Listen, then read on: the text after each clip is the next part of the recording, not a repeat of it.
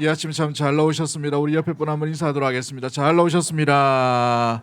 큰 은혜 받으십시오. 우리 한 번 더 인사합니다. 새해 복 많이 받으십시오.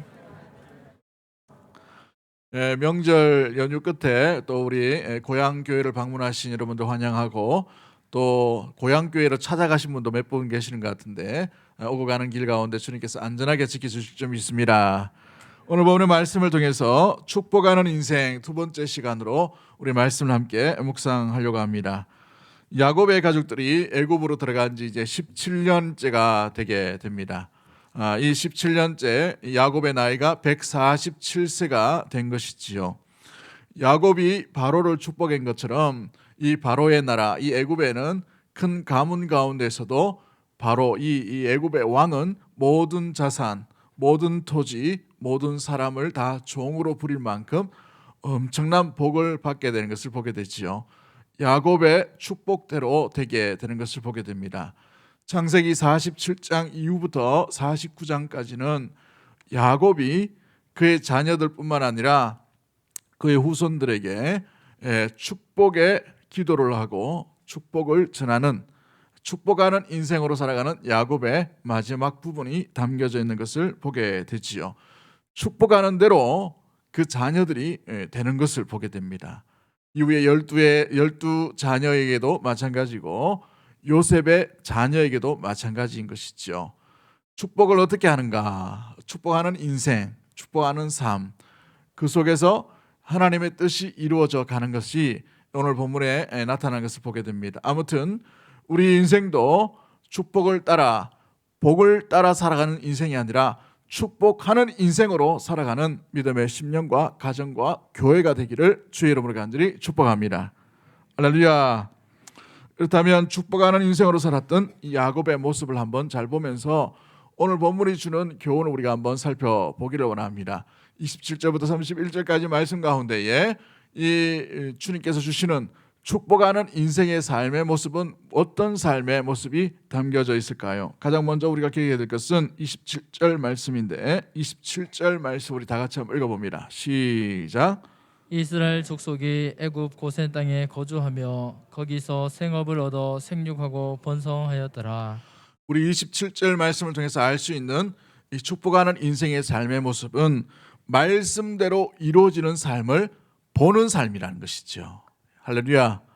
여러분, 약속이 이루어진다, 말씀이 이루어진다, 이건 굉장히 중요한 의미를 가지고 있습니다. 기도 많이 하고 기다린 끝에 이루어지는 것을 보지 못한 것, 그것도 하나님께서 나중에 큰 열매를 주시고 상급을 주시겠지만 살아있는 동안에 하나님의 약속이 이루어져 가는 것을 눈으로 목도한다는 것은 굉장히 큰 축복인 줄 믿습니다. 야곱이 바로 이 147세에 바로 이와 같은 삶을 누리게 되는 것을 보게 되지요. 130살에 이 애굽에서 와서 가장 먼저 바로를 축복하는 두 번의 축복의 삶, 또 이후에 자녀와 후손들을 축복하는 삶 가운데에서 하나님께서 그 축복대로 되는 삶, 축복이 이루어지는 삶, 축복이 나타나는 삶을 눈으로 목도하고 있다라는 사실인 것입니다. 그런데 한번 잘 보시면 야곱은 축복하는 사람이 아니에요. 그죠? 야곱이 어떤 사람이었습니까? 복을 쟁취했던 사람이에요. 어떤 수단까지 사용하셨어요?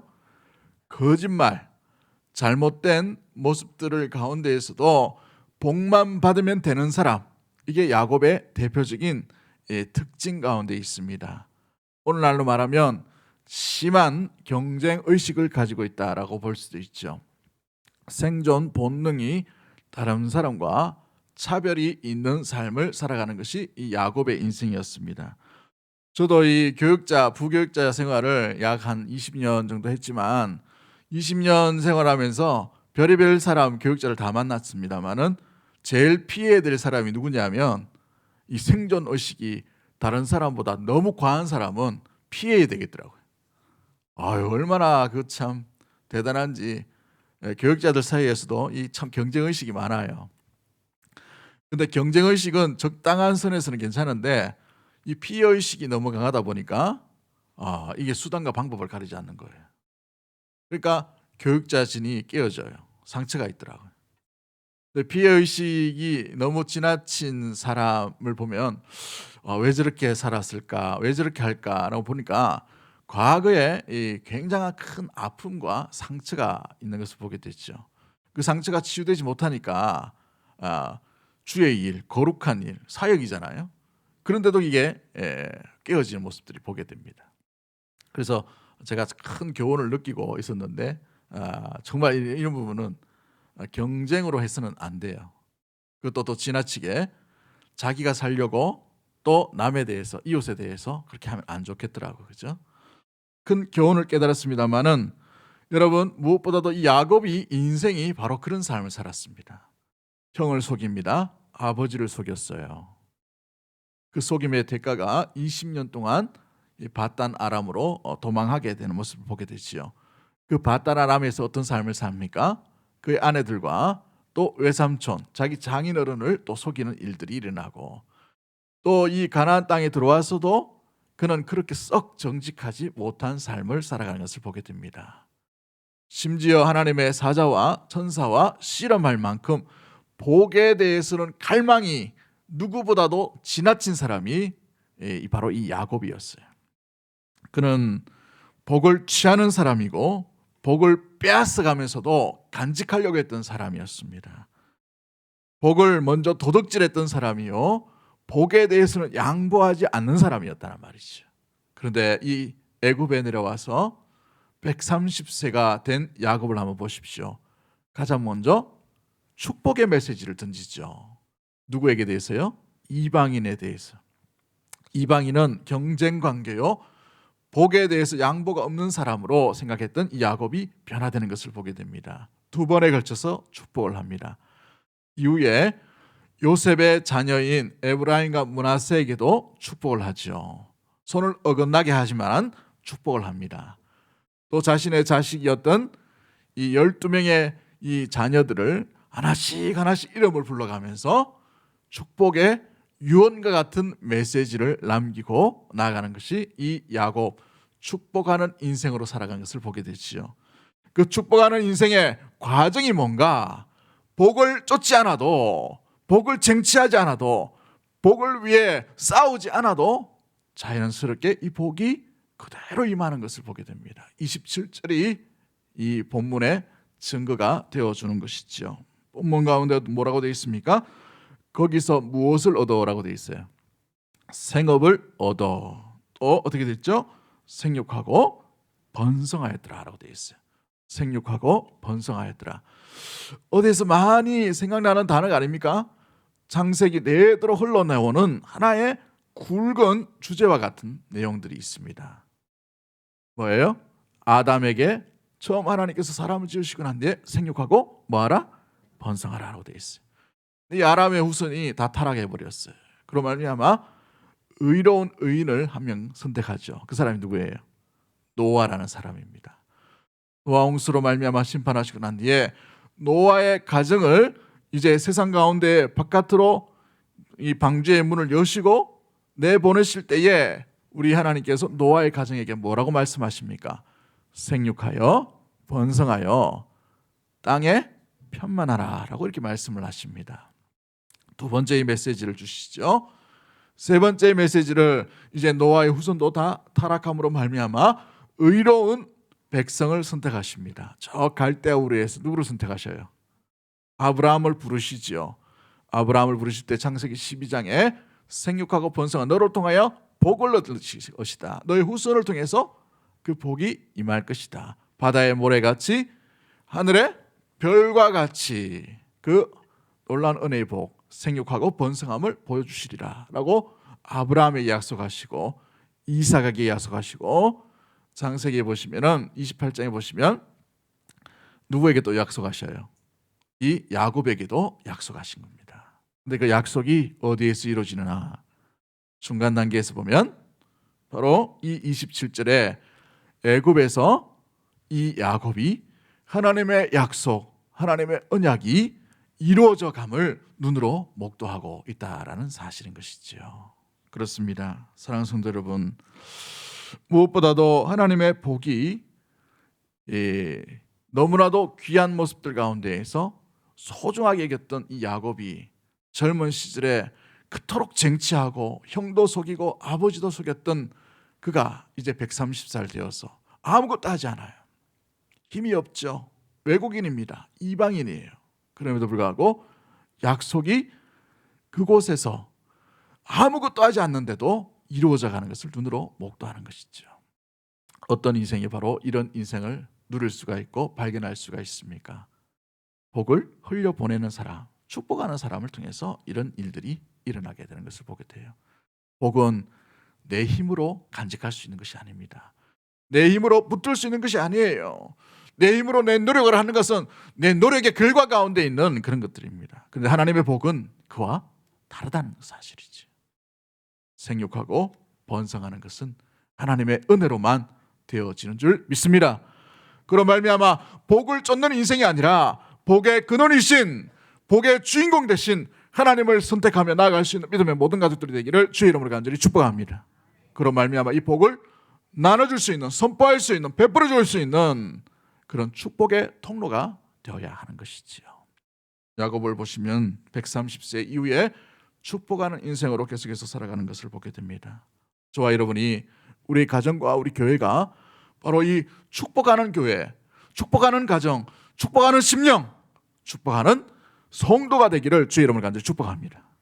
여러분, 복을 달라고 간구하고 복을 위해 쟁취하고 경쟁하고 시기하고 우리 마음 가운데 불편해하는 마음이 아니라 이 복을 여러분 받아주신 하나님께서 주신 이 복을 이웃에게, 자녀들에게, 또 성도들에게, 이웃에게 나눠줄 수 있는 복을 베풀어 줄 수 있는 복의 통로가 되는, 저와 여러분의 가정과 우리 교회가 바로 그런 아름다운 역할들을 감당하게 되기를 주의 이름으로 간절히 축복합니다. 여러분, 복을 쟁취하면 어떻게 됩니까? 냉정함이 있어요. 경쟁을 해보면 알겠지만 여러분, 대형교회가 좋은 것도 좋지만 안 좋은 게 있어요. 안 좋은 게 뭐냐면 지나치게 경쟁한다는 거예요. 너무너무 지나치게 경쟁해요. 지나치게 경쟁을 유도하죠. 근데 그것도 어찌 보면은 좋은 부분도 있습니다. 선의의 경쟁이 있을 수도 있지만 좀 전에 제가 말씀드렸던 것처럼 생존 본능을 위해서 거짓말하기도 하고 속이기도 하고 이런 일들도 일어난단 말이죠. 제가 경험했던 것들이 그런 것입니다만은 여러분, 그러나 중요한 것은 복을 베풀면 어떻게 됩니까? 당신의 앞섬이 나의 자랑거리입니다. 이게 되는 거예요. 할렐루야. 당신이 잘 되는 게 나의 기쁨이 됩니다. 여러분, 성도와 교회는 이렇게 되어야 돼요. 가정에 이제 설날이라서 사람들이 많이 이번 그 코로나 때문에 많이 오지는 못하셨겠지만 가정에 오면 어떻게 돼요? 세뱃돈을 주는 자가 되셔야 돼. 그죠? 세뱃돈을 받는 사람은 어떤 입장일까요? 얼마 줄까 기다리잖아요. 그죠? 뭔가 기대 심리가 있어요.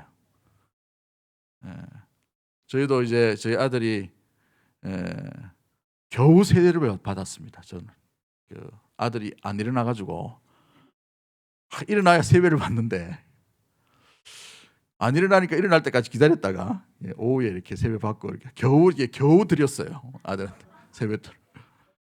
근데 주니까 마음이 너무 기쁘고 감사하죠. 이게 축복하는 사람, 베푸는 사람의 놀라운 가져야 될 간직하는 그 자유함과 기쁨인 것이죠. 여러분, 받기만 하는 사람이 아니라 줄 알고 줄 수 있는, 축복도 베풀어 줄 수 있는, 복을 나눠줄 수 있는 통로가 되어야 됩니다. 왜 하나님께서 우리에게 복을 주셨나? 왜 우리가 복을 갈구해야 되는가? 여러분, 복이 필요하지 않은 사람은 이 땅 가운데 아무도 없습니다. 건강의 복과 물질의 복과 명예와 생각과 마음의 모든 복들이 있어야 돼요. 그런데 그 복을 사용해서 뭘 하는가? 나를 위해서 사용하는가? 하나님의 드러내심을 나타내기 위해 복을 나눠주는가? 베푸는가? 우리 교회가, 우리 또 믿음의 모든 가족들이 여러분의 가문 중에, 여러분의 모든 친척들 중에 복을 베푸는 자에 서 있게 되기를 주의 이름으로 간절히 축복합니다. 우리 수성구 일대 이 대구 지역 가운데 우리 교회를 통해서 이 복을 많이 혜택을 받아 누릴 수 있는 그런 복의 통로가 되는 그런 아름다운 믿음의 모든 가족들이 되었으면 좋겠어요. 할렐루야. 말씀을 묵상하다가 그런 생각을 했습니다. 여러분, 그 사람들을 만나면 여러분이 돈 낼 수 있다는 것은 뭐예요? 하나님께서 여러분에게 뭘 주셨다는 거예요? 물질을 주셨다는 거예요. 여유를 주셨다는 것이죠. 더 중요한 것은 마음을 주셨다는 거예요. 아무나 돈 내는 게 아닙니다. 그 사람을 위해 사랑하는 마음, 희생하는 마음이 되기 때문에 돈을 낼 수 있는 것이죠. 여러분들이 만나면 돈을 낼 수 있는, 사랑을 베풀어 줄 수 있는, 복음의 통로로 쓰임받을 수 있는 그런 존귀한 자들이 되기를, 그런 교회가 되기를, 성도의 가정이 되기를 주의 이름으로 간절히 축복합니다. 할렐루야. 많이 돈이 있어서 나눈 게 아니에요. 그 마음이 있다는 것은 중요한 것입니다.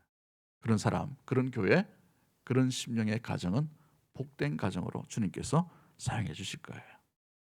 야곱은 처음으로 자기 가정을 위해 뭔가 챙기는 일들을 하지 않았어요. 그런데 어떻게 됐습니까? 축복하는 삶으로 말미암아 27절에 오히려 더 번성케 되는 일들이 이것 가운데 일어나게 되었어요. 상황이 좋았다고요? 그렇지 않아요. 가뭄이 들었습니다. 국제적인 가뭄이 들었어요. 모든 재산이 다 애굽 왕 바로에게로 귀속되는 그런 상황이었습니다. 먹을 것도 없고 돈도 없고 토지도 임대받은 땅입니다. 그런 상황 가운데에서 오늘 27절에 뭐라고 되어 있습니까? 거기서 생업을 얻어 생육하고 번성했다라고 되어 있어요. 이삭을 보십시오. 블레셋 땅에서 농사를 할 때에 흉년이 들었습니다. 그런데 똑같이 농사를 지었는데 그 흉년의 땅에 이 이삭은 그 해에 100배 결실을 얻게 되는 거예요. 뭐 때문에 그렇습니까? 그의 인생을 돌아보면 그는 싸우기 싫었던 사람이에요. 양보했던 사람입니다. 우물을 파기만 하면 블레셋 사람들 메워버렸어요.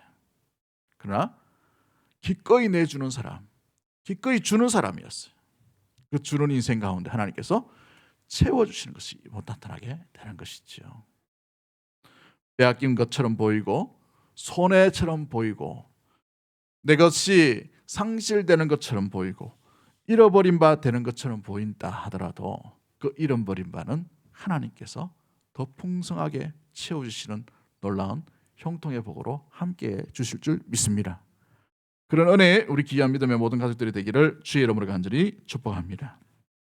영국의 어느 작가가 썼는데 짧은 연극을 하나 만들었습니다. 소설인데요. 소설로 만들었는데 그 소설의 제목이 15분입니다. 15분.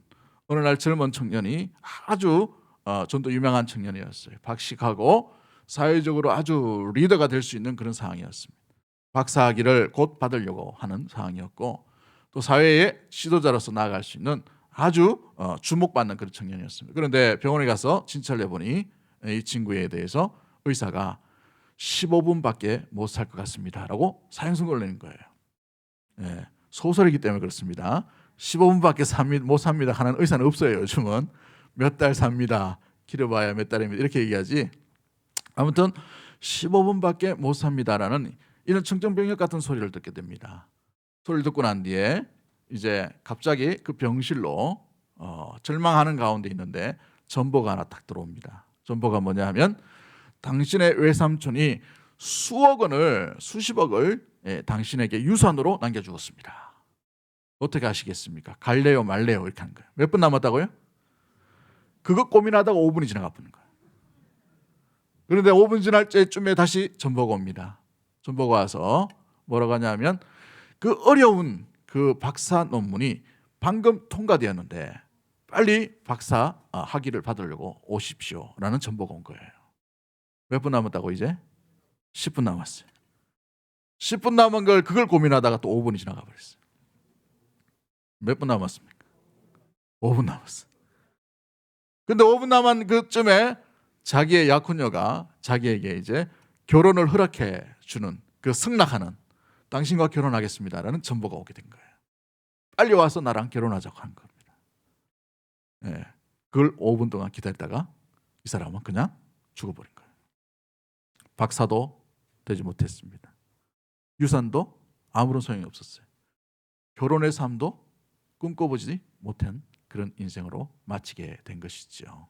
그 마지막 순간에 일부 때는 제가 말씀드리지 않았지만 그 소설이 그 마지막에 뭐라고 되어 있냐면 차라리 그 남은 시간 좀 더 다른 사람을 위해 사용했더라면 좀 더 내가 원망하지 않고 배려했더라면, 좀 더 내가 뭔가를 깊이 고민한 가운데 삶을 허비하지 않았더라면, 내가 조금만 더 참았더라면, 이런 후회를 남기고 떠나가게 되는 것이지요.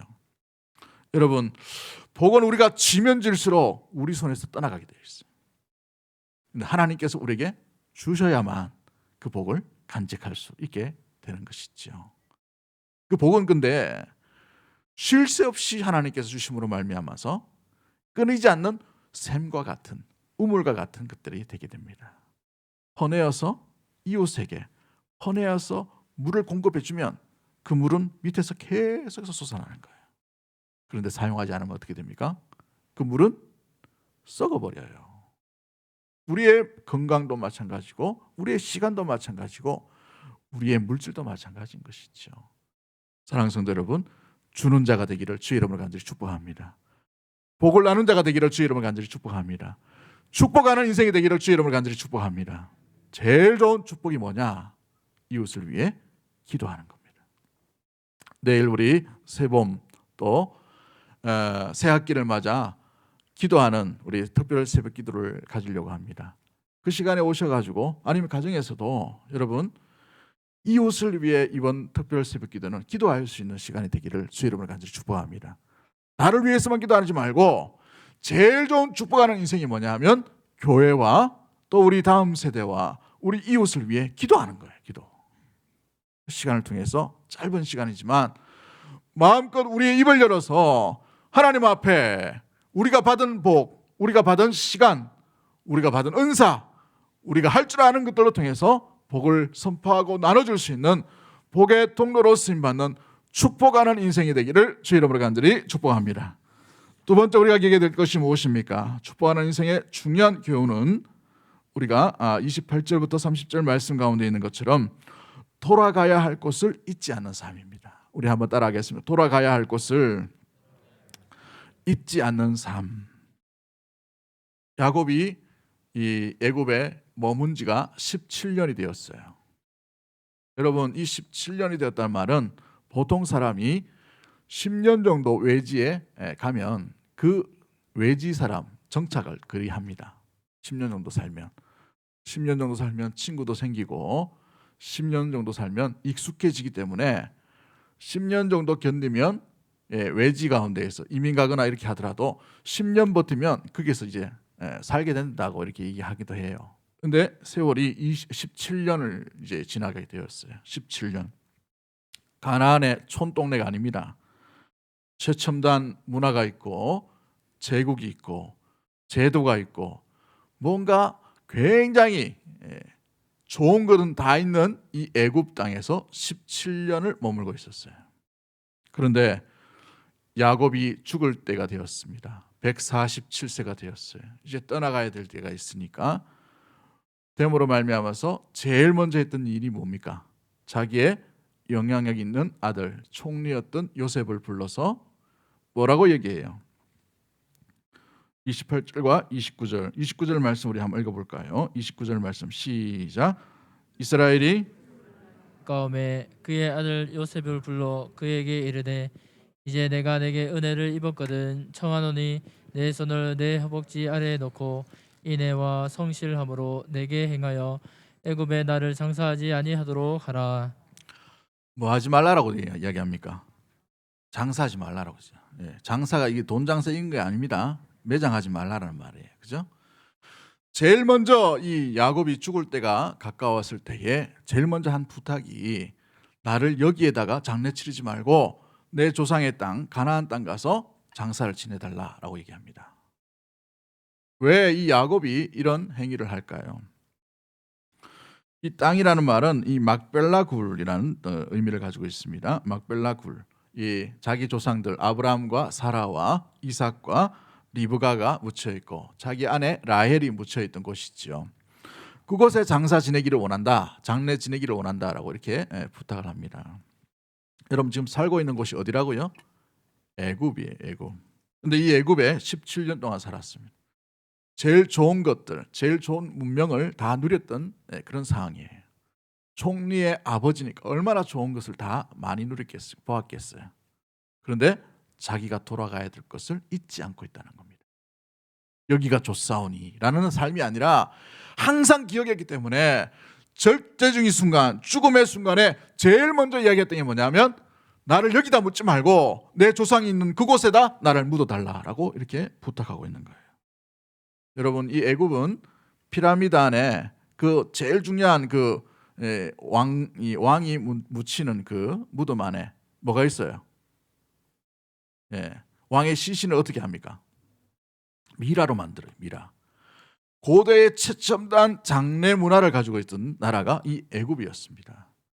부패하지 않도록 이 피부에 모든 장기를 꺼내가지고 이 아주 잘 이렇게 매장을 시켜요.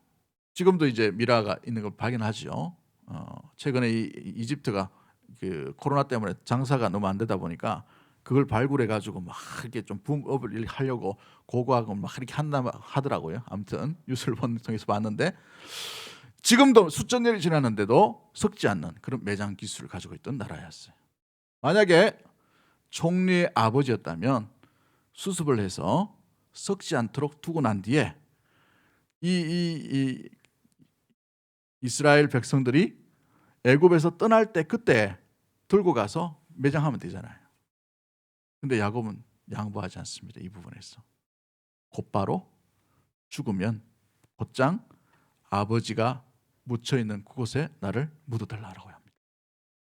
왜 이런 삶, 이런 모습을 제일 먼저 요셉에게 부탁하고 있었습니까? 자기가 돌아가야 될 것을 한순간도 어느 모습들 가운데 아무리 좋은 애굽의 여러 가지의 모습들 유익이 있다 하더라도 놓치지 않았다는 사실인 것이지요. 이걸 통해서 우리가 축복하는 인생으로 살아갈 때에 중요한 것은 이 땅의 삶이 우리에게 다가 아니라는 것을, 우리는 나그네라는 사실을 한순간도 잊으면 안 된다는 사실을 우리에게 보여주는 것입니다. 이 땅이 얼마나 좋아요. 요즘 옛날 어릴 때 저희 집은 포세식 화장실이 있었습니다. 집안에 있는 것이 아니라 한 30m 떨어지면 포세식이 있었어요. 겨울이면 밤이면 가기 싫어가지고 너무나도 추우니까 가기 싫었습니다. 그죠? 근데 요즘 보시면 어떻게 돼요? 집안에 다 있잖아요. 그죠? 옛날에는 목욕함을 하려면 어떻게 해요? 연탄불에 물을 얹어가지고 그걸 데펴가지고 그 물 아끼려고 바가지로 이렇게 했다가 미지근하게 만들어 놓은 뒤에 전혀 딴 세계 얘기하시는 것 같은데.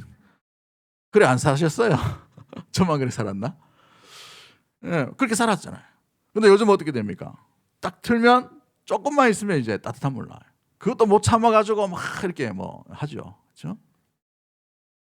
여러분 보십시오. 이런 편리한 생활을 하다가 갑자기 어느 날 저 시골 가가지고 아무것도 없는 곳에 살아라 하면 불편할 거예요. 그렇죠? 힘들 겁니다. 그렇죠? 사람이란 똑같은 것이죠. 애굽의 그 화려한 문명들, 어마어마한 건축술들, 왕을 바라보고 왕궁을 바라보고 왕의 어떤 울타리 안에서 보호를 받았던 이 17년의 세월은 익숙해질 수 있는 충분한 가능성이 있는 그런 상황이었어요. 야곱이 믿음이 좋았어요? 아니에요. 젊은 날에 노년기에 야곱을 한번 보십시오. 아버지께로 나가지 못하고 세겜성에 머물러서 세겜성의 그 문화와 향락을 즐겼던 사람이 이 야곱이었습니다. 애굽에서 17년 세월도 마찬가지였겠죠. 그러나 130살 된 이 야곱은 이제 완전히 바뀐 거예요. 복을 쫓아가는 사람이 아니라 복을 선포하고 전하고 나눠주는 사람이 되었다는 사실이에요. 그로 말미암아서 나그네의 삶을 잊지 아니하고 죽으면 곧바로 내 시신을 그 가나안 땅에 묻어달라고 이렇게 부탁하고 있는 것이지요. 여러분 우리도 마찬가지입니다.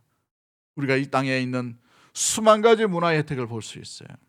여러분 스마트폰 하나면 젊은이들이나 아니면 이 청소년들은 한 일주일, 두 달을 버틸 겁니다 아마.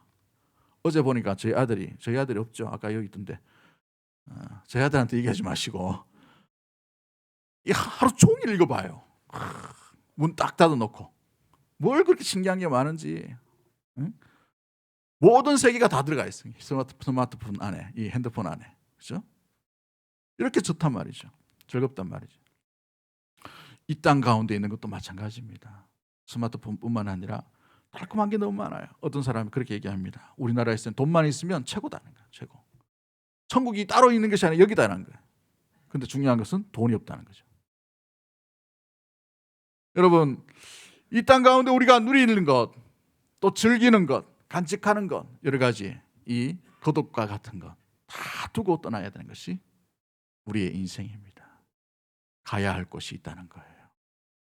돌아가야 할 곳을 잊지 않는 삶을 살아가는 것이 축복하는 인생의 삶의 모습이지요. 양승은 교수님이라고 경북대 교수님을 하다가 토론토에 또 세계관 학교를 지으신 분이 있으십니다. 그분이 썼던 책 중에 아주 참 여러분 나중에 한번 읽어보시면 좋은데, 나그네는 짐이 가볍습니다라는 책을 썼어요. 여러분, 왜 축복하는 인생 나갑니까? 나그네이기 때문에. 그 짐이 가볍기 때문에 그런 것이죠. 이 땅에 살려고 하니까 너무 고민이 많은 거예요. 이 땅에 살려고 하니까 이것도 못 버려요. 이것도 아까워요. 이것도 간직해야 돼요. 움켜잡아야 되는 것이죠. 야곱은 젊은 시절에 그런 움켜잡는 인생을 살았지만 노년기에 그런 움켜잡는 인생이 아니라 놓아주는 인생, 베푸는 인생, 축복하는 인생으로 나아가요. 오히려 더 하나님의 놀라운 은혜의 복이 충만하게 머무는, 결코 가야 할 곳을 잊지 않았다는 사실입니다. 여러분도 마찬가지고 저도 마찬가지입니다. 우리도 돌아가야 될 곳을 잊지 않는다면 우리는 나그네의 삶과 축복하는 인생으로 충분히 살아가게 될 줄 믿습니다. 사랑하는 성도 여러분, 그렇습니다. 우리가 가야 할 곳은 여기가 아니라 여기서는 연습을 하고 본래의 집, 고향집, 여러분 이 설날이면 고향집으로 가잖아요. 본래의 집이 아직 우리에게 남아있다는 사실, 그곳으로 가야 된다는 사실을 잊지 않는 믿음의 모든 가족들 되기를 주의 이름으로 간절히 축복합니다. 그것을 바라보고 그것을 기억할 수 있는 믿음의 모든 가족들이 되기를 주의 이름으로 간절히 축복합니다. 초대교회 스데반 집사님이 순교당한 상황 가운데 돌던짐을 받고 책찍질을 당하고 비웃음을 당하고 그런 가운데에서도 하늘이 열리고 하나님께서 함께 하시고 그 보좌 가운데 그리스도께서 계신 것을 보고 난 뒤에 그 영광의 나라, 가야 될 나라, 그리스도께서 계신 그곳 본향을 보고 난 뒤에 그 고통 가운데 찡그리지 아니하고 얼굴이 천사처럼 환하게 바뀌었다는 것입니다. 마찬가지죠. 여러분, 우리가 가야 할 곳을 소망한다면 이 땅에 있는 고통과 절망과 아픔이 때로는 너무나도 고독스럽고 너무나도 고통스럽고 너무나도 절망스러울 때가 있겠지만 저 하나님 나라의 그 영광스러운 그 아름다운 소망과 기대와 그 존재를 바라보면서 우리는 충분히 참을 수 있고 인내할 수 있고 견딜 수 있는 소망과 힘이 생기게 되는 것이지요. 아직 본향에 이르지 않았습니다. 아직 본래의 집에 이르지 않았다는 사실입니다.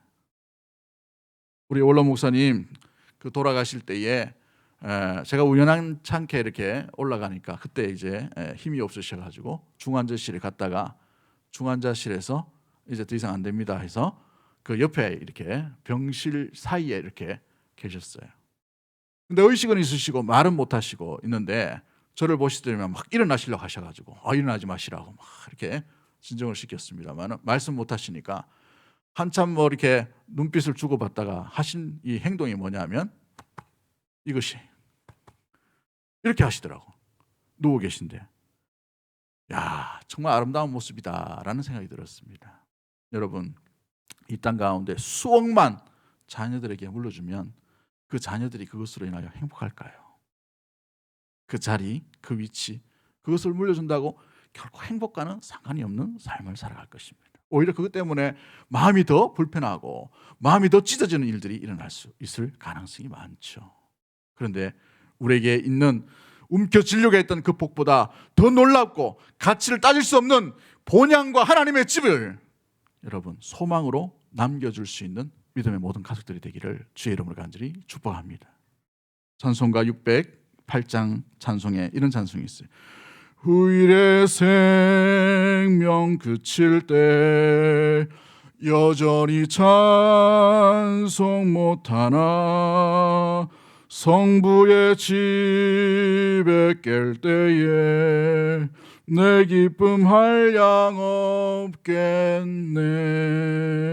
후일의 장막 같은 몸 무너질 때는 모르나 정령이 내가 알기는 주께서 예비한 집 있네.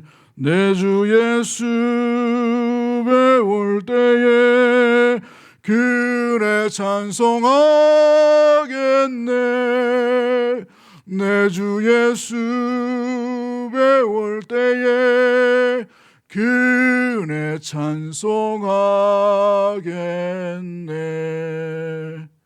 우리의 인생이 얼마 남은지 모르겠지만 우리의 남은 연수 가운데에서 아직 본향에 이르지 않음을 기억하며 우리가 가야 할 곳, 그 소망을 결코 놓치지 아니하고 세상의 어떤 것과 비교하지 아니하고 그 소망 가운데 나그네 인생으로 축복하는 인생으로 살아가는 주의 백성과 몸된 교회와 가정이 되기를 주의 이름으로 간절히 축복합니다. 그러한 심령과 그러한 백성과 그런 교회가 간직해야 될 인생의 삶의 모습은 무엇일까요? 31절 말씀 우리 다 같이 한번 읽어봅니다. 31절 말씀 시작.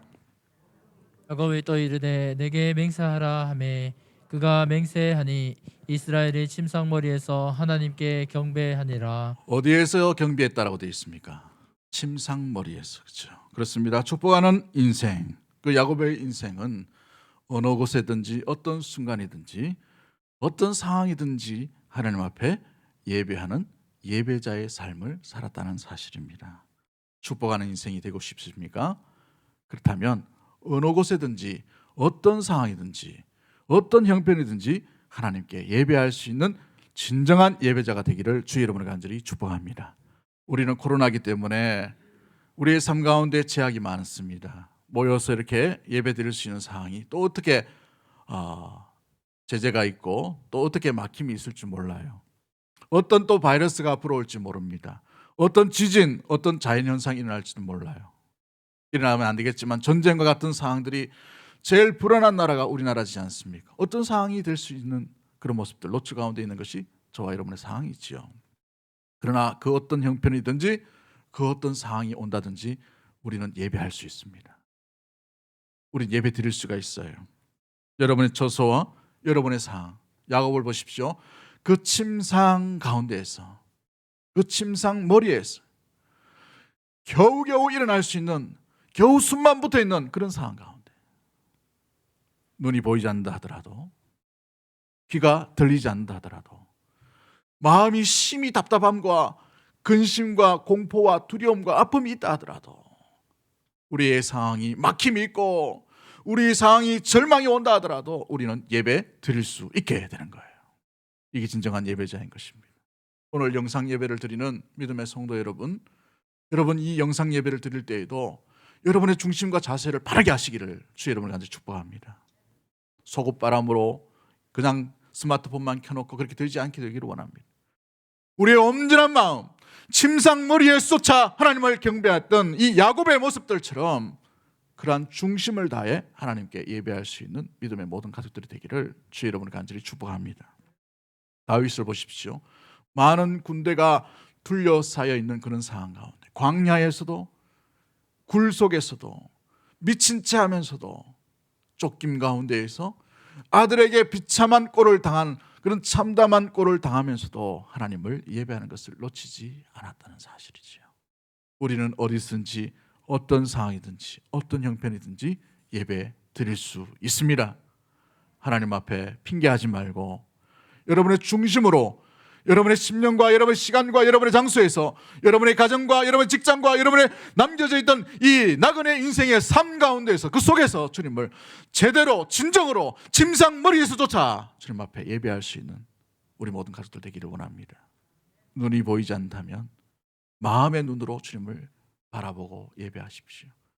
귀가 들리지 않는다면 이미 들려지시는 눈으로 읽는 그 하나님의 세미한 음성을 듣고 심령 가운데 주님 앞에 예배 드리십시오. 손과 발이 움직이지 않습니까? 생각으로라도 깨어있는 그 의식 속에서라도 주님을 예배하십시오. 우리의 지각이, 우리의 몸이 전혀 움직이지 못한다고요. 그러면 우리 가운데에 임하시는 하나님, 임재하심을 믿고 그 믿음 가운데, 그 존재 가운데 존전 앞으로 날마다 한 걸음 한 걸음 우리의 속사람, 우리 중심을 드릴 수 있는 진정한 예배자가 되기를 주의 이름으로 간절히 축복합니다. 주님께서 부르시는 그날까지 어떤 형편이든지 우리는 예배합니다. 우리는 예배를 드리는 예배자로 남겨져야 되는 것이죠. 그로 말미암아 주님 앞에 축복하는 인생으로 날마다 길을 걷는 우리 모든 가족들 되기를 주의 이름으로 간절히 축복합니다. 우리 찬양 하나 하도록 합니다. 주 나의 모습 보내 상한 나의 몸 보시네. 주 나의 눈물 안에 홀로 울던 밤 아시네. 세상 소망 다 사라져도 주의 사랑은 끝이 없으니. 우리 믿음으로 한번 고백합니다.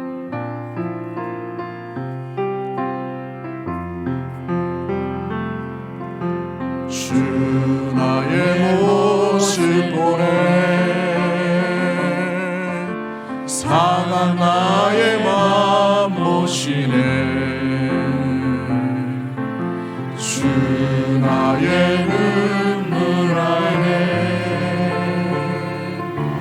홀로 울던 밤 아시네. 주 사랑 내게 있네. 주 사랑 내게 있네. 그 사랑이 날 재우네. 그 사랑이 날 재우네. 주 은혜 내게 있네. 주 은혜 내게 있네. 그 은혜로 날 세우네. 그 은혜로 날 세우네. 세상 소망 다 사라져도 세상 소망